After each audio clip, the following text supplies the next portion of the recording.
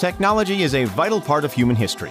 We can achieve humongous tasks with the aid of modern machinery. Every item of technology we use on a daily basis has a purpose. Yet when humans stumble across ancient technology, sometimes the purpose isn't clear at all. In fact, while we can make some theories, we can have absolutely no idea why or how an item was created.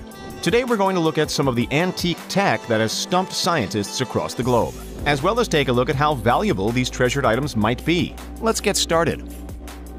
It may appear as just a random piece of stone with cracks in it, but this object is the Dashka stone. It is believed to be the oldest map in history at an alleged 120 million years old. It covers the area of the Ural Mountains as well as the surrounding area in Russia. What makes this map so impressive is that it's been drawn from an aerial perspective. At the supposed time of its creation, that shouldn't have been possible. There was no way for humans at the time, if there were any, to look down at the area with this accuracy. The map also appears to be designed as 3D. The various ridges highlight the mountain landscape. Some scientists have stated that the ridges are just cracks formed over time, that it's just a coincidence that they match the Ural Mountains. Nowadays, we use helicopters, planes, drones, and satellites to get accurate images of a location for maps. The cost of creating a map can vary. Taking into account such costs as design, printing, and distribution, it's estimated to cost almost $3,000 for creating 5,500 maps. The value of the ancient Dashka stone is supposedly priceless.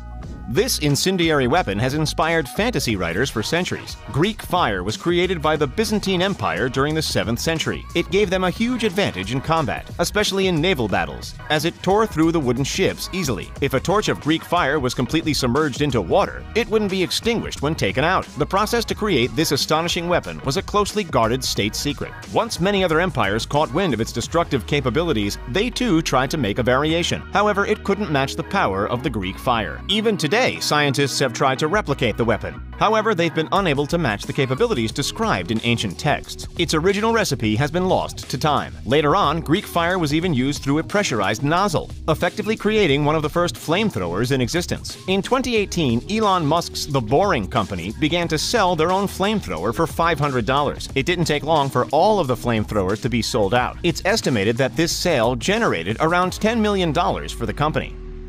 While it looks like nothing more than an antique cup, it's actually a lot more than that. It's known as the Lycurgus cup. It's one of the few examples around. The design on the cup shows the demise of King Lycurgus. It was made by the Romans in the 4th century. Depending on the angle that light is shown on the cup, it changes color. The glass can switch from a jade green to a dark red color, similar to that black and blue or white and gold dress a few years ago. For a few decades after finding the item, scientists had no idea how the cup could change color. After fragments of the glass broke off, they found out the truth. The glass was created by grinding up gold and silver into nanoparticles. Essentially, the Lycurgus cup was made with nanotechnology. Yet scientists have no idea how the Romans were able to pull off this amazing feat. The cup was sold for almost $25,000 to the British Museum in 1958 by Lord Victor Rothschild. In today's money, that's nearly $240,000.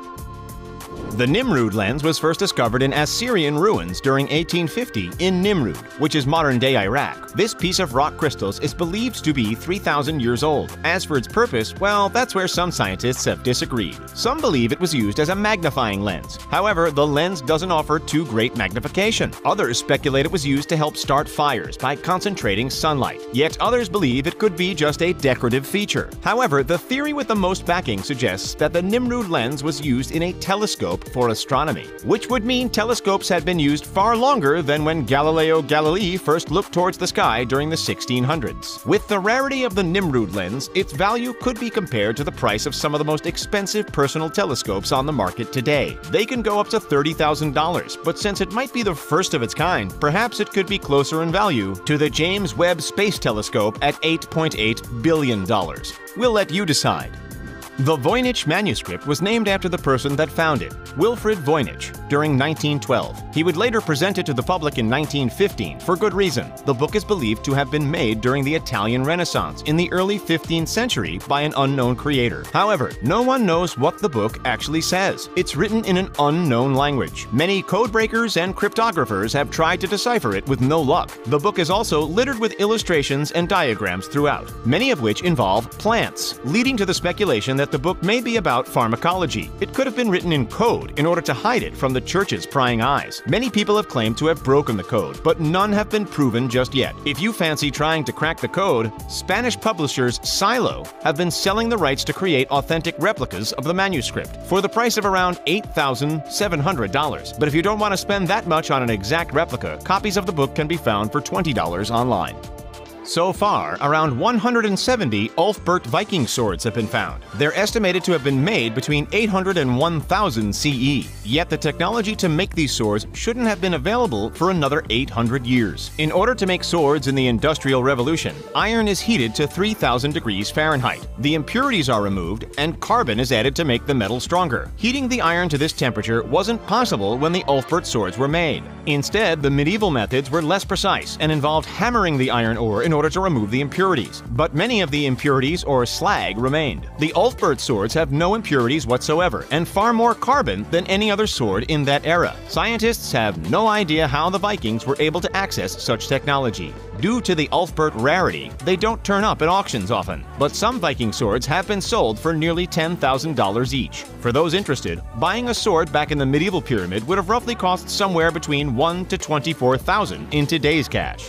The Codex Gigas is a massive book, at 36 inches tall and weighing 165 pounds. It is believed it was created in the early 13th century in Bohemia, present-day Czech Republic. The book is made from 160 animal skins. The Codex Giga is also known as the Devil's Bible, for good reason. According to legend, a disgraced monk offered to write a book on human history in one day in order to save his life. Realizing the task was impossible to achieve with that time limit, he made a pact with the devil. In exchange for the monk's soul, the book would be finished during the night. One of the book's pages even has a detailed drawing of the devil. Modern scientists tested the legend. They found that in order to write just the calligraphy, none of the illustrations, it would take 20 years of non-stop writing. Yet so far they've been unable to prove it wasn't completed in a day. For those interested, exact replicas can be purchased online, the same size as the original, just with less animal skins, all for the sum of $32,000.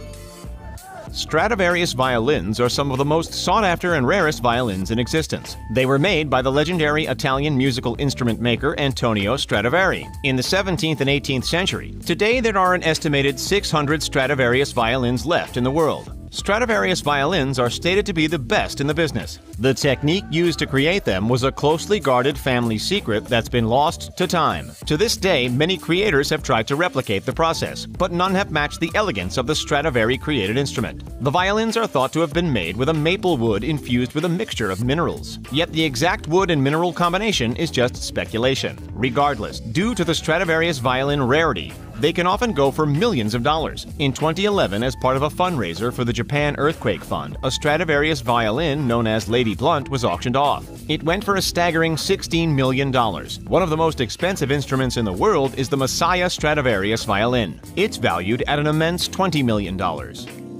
In 1901, shipwrecked treasure was discovered off the coast of the Greek island Antikythera. Within their hoard, they found what would later be called the Antikythera mechanism. It's believed to have been created between 205 and 60 BCE. For years, no one knew what the device was used for. However, it appeared to be some kind of mechanical analog computer. The best suggestion from scientists is that the device is used to predict astronomical positions by simply adding in a few calculations. As such, it can be used as a form of calendar. Yet the mechanism is still not fully understood. How the ancient people could have created such a complicated device is a bit of a mystery. It could be the oldest computer in the world. Since the Antikythera mechanism is priceless, we'll have to compare newer computer items for its extremely rough value. Versions of the Apple I computer can go for nearly $500,000 in some circumstances, yet a prototype of the model has been sold for far more. In 2016, it was sold at an auction for $815,000.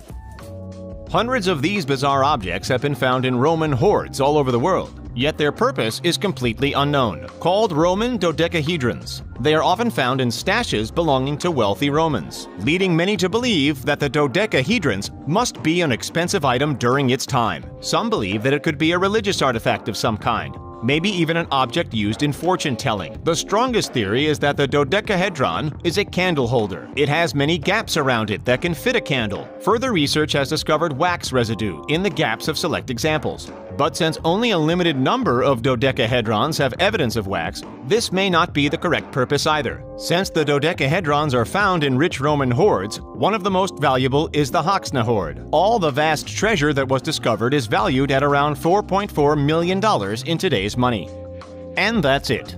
Do you know what any of the objects were used for or how they were made? Pop your theories in the comments below. If you enjoyed this video, please like and share it. If you haven't already, subscribe and click the bell to stay up to date with new content. Finally, thanks for joining. We'll see you next time.